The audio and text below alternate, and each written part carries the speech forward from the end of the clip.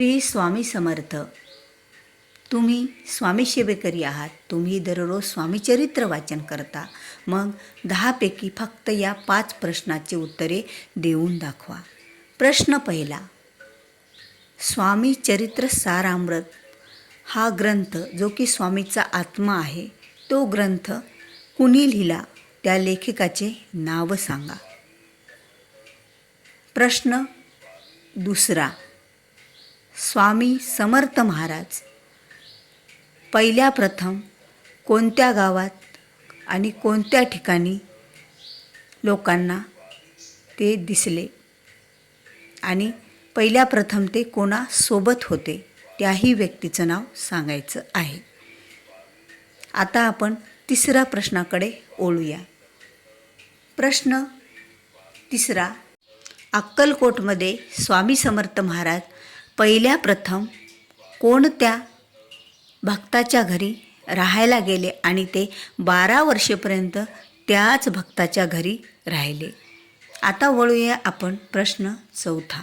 आता प्रश्न चौथा बघा, खूप लक्षपूर्वक ऐका, कारण आपण स्वामीचरित्र सारामृत हे वाचन करत आहोत. तर कितपत आपल्या ते स्वामीचरित्र सारामृत आपल्या लक्षात राहते. तर प्रश्न चौथा असा आहे की स्वामी समर्थ महाराजांचे अनेक भक्त होते, अनेक सेवेकरी होते. अनेक जणांनी त्यांची सेवा केली. अनेक जणांनी त्यांच्या भक्तीत ते लीन झाले. पण स्वामी समर्थ महाराजांना सर्वात जास्त कोणता भक्त आवडायचा, हे या प्रश्नाचं उत्तर तुम्हाला द्यायचं आहे. तर आता वळूया आपण प्रश्न 5व्याकडे. आता बघा, प्रश्न 5वा यावर आधारित आहे की तुम्हाला 18वा अध्यायमध्ये कोण्या अशा व्यक्तीचं वर्णन आलेलं आहे की जी व्यक्तीने स्वामी महाराजांची गादी मुंबईमध्ये राहून सांभाळलेली आहे. आणि प्रश्न 6वा. आता प्रश्न 6वा खरंच खूप महत्त्वाचा असा हा प्रश्न आहे. सुंदराबाई खूप मोठ्या स्वामी सेवेकरी होत्या, खूप स्वामी भक्त होत्या. तरीही स्वामी समर्थ महाराजांनी त्यांना आपल्यापासून दूर का केले? त्यांना मालोजी यांना अटक का करायला सांगितली आणि त्यांनी आपल्यापासून त्यांना लांब का बरं केलं? हा प्रश्न खरंच खूप महत्त्वाचा प्रश्न आहे. कारण सुंदराबाई ह्या स्वामींच्या खूप भक्त होत्या, अतिशय भक्त होत्या, स्वामीच्या सेवेकरी होत्या. स्वामीची सेवा त्या मनातून करायच्या. पण तरीही स्वामी समर्थ महाराजांनी त्यांना आपल्यापासून दूर का केलं? या प्रश्नाचं उत्तर नक्कीच सर्वांना यायला हवं. तर प्रश्न 7वा. प्रश्न 7वा असा आहे की स्वामी समर्थ महाराजांनी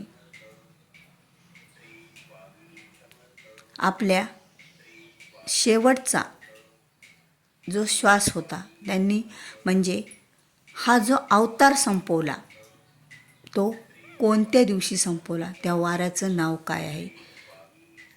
भले तुम्हाला इसवीसन लक्षात नसेल तरी तो वार कोणता होता हे तर लक्षात राहणं आवश्यकच आहे. तर प्रश्न 7वा असा की स्वामी समर्थ महाराजांनी आपला शेवटचा श्वास, आपला अवतार कोणत्या दिवशी संपवला? त्यावेळेला सर्व भक्तांच्या डोळ्यातून अश्रू थांबत नव्हते. हे आपण वर्णन शेवटच्या 21व्या अध्यायामध्ये याचं वर्णन आलेलं आहे. तर खरंच या प्रश्नाचं उत्तर तुम्हाला माहीत असायला हवं, कारण तो अध्याय वाचताना आपल्यासुद्धा डोळ्यामध्ये अश्रू येतात, अश्रू थांबत नाहीत. ज्या वेळेला स्वामी दत्त महाराजांचा जो स्वामी अवतार आहे, तो अवतार त्यांनी तिथे संपवला. आणि याचं जे वर्णन आपण वाचतो ना, त्यावेळेला खरंच आपल्या डोळ्यात अश्रू मावत नाहीत. कारण जे 21 अध्यायापर्यंत आपण वाचन करतो आणि 21व्या अध्याय ज्या वेळेला अवतार संपवला, ह्या ज्या वळी आपण वाचन करतो ना, त्यावेळेला खरंच आपल्याला मनातून खूप दुःख आपल्यासुद्धा वाचताना झालेलं असेल तर त्यावेळी साक्षात किती दुःख झालेले असेल. तर तो वार कोणता होता हा आपल्याला तुम्हाला 7व्या प्रश्नाचं उत्तर सांगायचं आहे. तर प्रश्न 8वा असा आहे की स्वामी समर्थ महाराजांनी भक्तांच्या विनंतीनुसार, भक्तांच्या कळवळीनुसार अशा कोणत्या भक्ताचा प्राण वाचवला होता, त्याचं नाव काय आहे आणि बैलाला तिथे त्यांनी मुक्ती दिली होती. या भक्ताचं नाव काय आहे हे 8व्या अध्यायाचं 8व्या प्रश्नाचं उत्तर तुम्हाला द्यायचं आहे. तर प्रश्न 9वा कोणता आहे बघा. प्रश्न 9वा असा आहे की चोळाप्पा खूप मोठा भक्त होता. स्वामी महाराज पहिल्या प्रथम त्यांच्या घरी अक्कलकोटमध्ये राहिले होते. असा हा भक्त चोळाप्पा हा युगायुगी कित्येक तरी अवतारात स्वामींचा भक्त राहिला होता. पण कोणती अशी एक चोळाप्पाची चूक होती, कोणता असं एक गुण होता की जो स्वामींना आवडत नव्हता. म्हणून स्वामी त्यांच्या घरातून निघून राणीच्या महलात जाऊन राहिले होते आणि त्यांनी चोळाप्पाला आपल्यापासून 12 वर्षे चोळाप्पा सेवेकरी असूनही त्यांनी आपल्यापासून चोळाप्पाला दूर केलं होतं आणि ते राणीच्या महलात जाऊन राहिले होते. अशी कोणती चूक चोळाप्पाने केली होती आणि का चोळाप्पाला स्वामींनी दूर लोटले होते, या गुणाचा वर्णन तुम्हाला या प्रश्नाच्या उत्तरामध्ये करायचं आहे. आता आपल्या शेवटचा प्रश्न म्हणजे 10वा प्रश्न. स्वामी चरित्र सारामृत कसं वाचावं, स्वामीची सेवा कशी करावी, स्वामीची भक्ती कशी करावी, ती कोणत्या दिवशी करावी, म्हणजे भक्ती दररोज करायची पण विशेष असा कोणता दिवस जो स्वामीचा उपवास पकडायचा, असं जे काही स्वामी भक्ताचं, स्वामी भक्तीचं जे वर्णन आलेला असा एक अध्याय आहे बघा स्वामी चरित्र सारामृतामध्ये. त्या स्वामी चरित्र सारामृताचं मध्ये स्वामींची भक्ती कशी करावी, स्वामीची पूजा कशी करावी, दररोज त्यांना नैवेद्य कसा दाखवावा, हे सर्व काही जे वर्णन आलेलं आहे ते एका अध्यायात आलेलं आहे. तर तो अध्याय कितवा आहे, तो अध्याय कोणता आहे, हे 10व्या प्रश्नाचं उत्तर तुम्हाला द्यायचं आहे. अशा प्रकारे स्वामी सेवेकरांना तुमच्यासमोर मी 10 प्रश्न मांडवले. जरीही माझी शब्दरचना बरोबर नसेल कदाचित, तरीही मी हा व्हिडिओ घाईत बनवलेला होता. मला असं वाटलं की खरंच स्वामीचरित्र सारामृत बरेच जण वाचन करतात, मी सुद्धा करते, तुम्ही सुद्धा करते. पण कधीकधी स्वामीचरित्र सारामृत आपण फक्त वाचन करायचे म्हणून करतो का, 3 अध्याय किंवा दर गुरुवारी संपूर्ण 1 ते 21 अध्यायाचं पारायण, तर आपल्याला करायचं म्हणून कोणतीच सेवा करायची नसते, तर ती सेवा समजून घ्यायची असते. त्या ग्रंथात खरंच असं काय विशेष आहे, तो ग्रंथ आपल्याला का वाचायला आपल्यापर्यंत पोहोचवलेला आहे, त्या ग्रंथ आपण वाचन करताना तो आपल्या मनात असा संचारला पाहिजे, त्याचा एक एक शब्द आपल्याला एका काहीतरी आपल्या जीवनातलंच उत्तर देऊन जाणारा असतो. म्हणून तो वाचन करताना खूप भक्तीने आणि मन लावून वाचायचा असतो.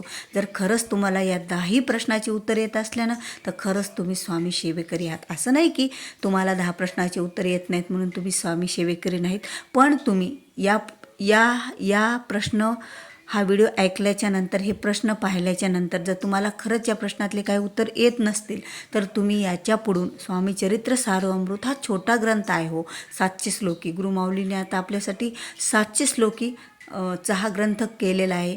तर थोडक्यामध्ये तर हा ग्रंथ सहज आपण वाचन करू शकतो. मग त्यामुळे हा नुसतं वाचन करायचा म्हणून करू नका, तर तुम्ही यातले शब्द समजून घ्या आणि याच्या पुढून तुम्ही हा ग्रंथ मन लावून वाचावा, भक्तिपूर्वक श्रद्धापूर्वक वाचावा. कारण ज्यावेळेला भक्ती आणि श्रद्धा ज्या ठिकाणी असते ना, त्या ठिकाणी तुम्हाला कुठलाही अध्यायाचा प्रश्न विचारा किंवा काही विचारा, तुम्हाला त्याचं उत्तर हे यायलाच हवं असतं. तर स्वामी सेवेकरांनी हा जर व्हिडिओ तुम्हाला नक्कीच आवडत असेल तर व्हिडिओला लाईक करा, जास्तीत जास्त लोकांपर्यंत, जास्तीत जास्त स्वामी सेवेकरांपर्यंत हा व्हिडिओ शेअर करा, जेणेकरून त्यांनाही कळेल की खरंच स्वामीचरित्र सारामृत आपण कसं वाचावं आणि त्याचे उत्तर आपल्याला खरंच यायला पाहिजेत का. आणि जर तुम्ही या माझ्या स्वामी सेवा मार्ग या चॅनलवर जर नवीन असाल तर चॅनलला सबस्क्राईब करायला विसरू नका. भेटूया पुन्हा अशाच एका नवीन आणि माहितीपूर्ण व्हिडिओसोबत. तोपर्यंत बोलत राहा. श्री स्वामी समर्थ. जय जय स्वामी समर्थ.